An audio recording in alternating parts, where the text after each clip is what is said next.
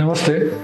આજે આપણે એક પુરુષોમાં જોવા મળતા કેન્સર કે જેની બહુ ચર્ચા નથી થતી, દેટ ઇઝ લિંગનું કેન્સર. પુરુષો બી આ વસ્તુ પર કોઈ દિવસ ચર્ચા નથી કરતા અને સમાજમાં પણ આના માટેની જાગૃતતા બહુ જ ઓછી હોય છે.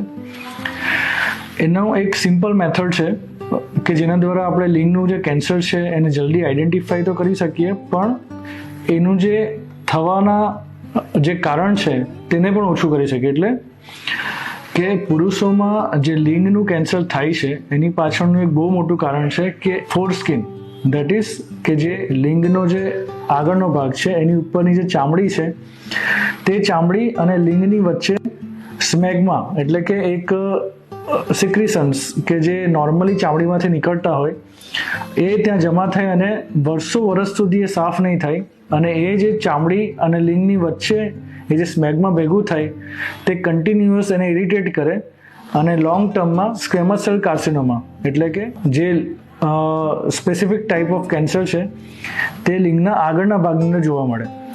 તો એના માટે સ્પેસિફિક હું તમને કહું તો આ માની લો કે લિંગનો ભાગ છે અને આ એની ઉપરની ચામડી છે, તો એ ચામડીને આપણે આ રીતના પાછળ કરીને આ જે ભાગ છે તેને સાફ કરવો પડે.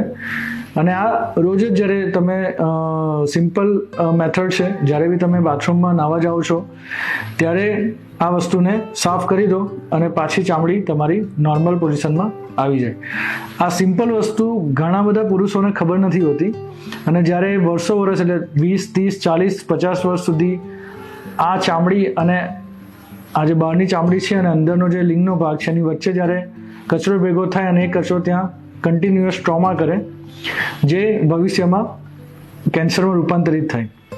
જે પણ અમુક જે સમુદાયો છે જેની અંદર અર્લી સર્કમસિઝન એટલે કે આ જે ઉપરની ચામડી છે તેને કાઢી નાખવામાં આવે છે તેની અંદર લિંગના કેન્સરનું પ્રમાણ જે સમુદાયોમાં આ ચામડીને નથી કાઢવામાં આવતી એના કરતાં ઘણું ઓછું જોવા મળે છે.